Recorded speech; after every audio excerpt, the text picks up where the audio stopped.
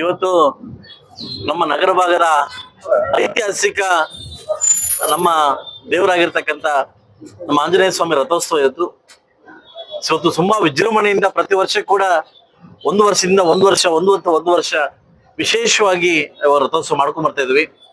ಇವತ್ತು ಸುಮಾರು 12ವರೆಗೆ ಮಾಡ್ಬೇಕಾಗಿದ್ದು, ಬಿಸಿಲು ಜಾಸ್ತಿ ಇರೋದ್ರಿಂದ ಬೇಗ 10ವರೆಗೆ ರಥೋತ್ಸವನ ಮಾಡಿದ್ವಿ.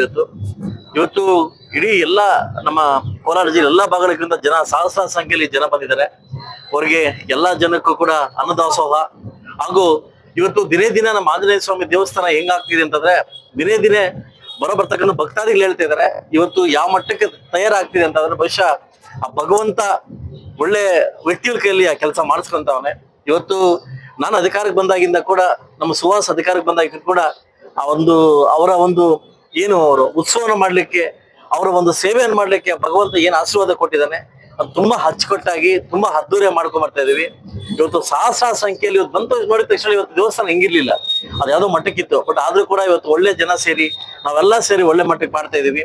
ಆ ಭಗವಂತ ಎಲ್ಲ ನನ್ನ ಏನು ಈ ಮುಳಬಾಗಲ್ ತಾಲೂಕು ಕಾಯಕ ನಮ್ಮೆಲ್ಲ ವಜ್ರಕಾಯ ಆ ಭಗವಂತ ಇಡೀ ಮುಳಬಾಗಲ್ ತಾಲೂಕು ಜನಕ್ಕೆ ಒಳ್ಳೇದ್ ಮಾಡಿ ಮುಂಬರುವ ದಿವಸ ಒಳ್ಳೆ ಮಳೆ ಬಿದ್ದು ಮಕ್ಕಳಲ್ಲೂ ಕೂಡ ಇವತ್ತು ಸಂತೋಷಕರ ಸುದ್ದಿ ಏನಂತಂದ್ರೆ, ನಾನು ಯಾವಾಗ್ಲೂ ಕೇಳ್ತಾ ಇದ್ದೆ ನನ್ನ ಆದ್ಯತೆ ನನ್ನ ಒಂದಿದು ಶೈಕ್ಷಣಿಕ ಕ್ಷೇತ್ರಕ್ಕೆ ಅಂತ. ಇವತ್ತು SLC ದಲ್ಲಿ ಮಕ್ಕಳು ಜಿಲ್ಲೆಯಲ್ಲಿ ನಾವು ಫಸ್ಟ್ ಬಂದಿದ್ವಿ.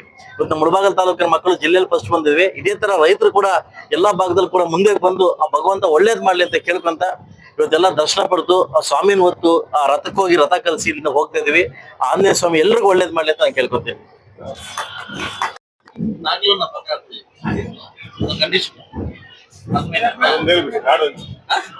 ದೊಡ್ಡಬಳ್ಳಾಪುರದಿಂದ ಭಕ್ತಾದಿಗಳು ದೊಡ್ಡಬಳ್ಳಾಪುರದಿಂದ ಬಂದು ನಮ್ಮ ರಾಜು ಮತ್ತು ಅರ್ಜುನ್ ಇವತ್ತಿರ್ತಕ್ಕಂಥ ಎಲ್ಲಾ ಭಕ್ತಾದಿ ಕೂಡ ಇವತ್ತು ಫ್ರೀಯಾಗಿ ಲಾಡು ಹಂಚ್ತಾ ಇದಾರೆ.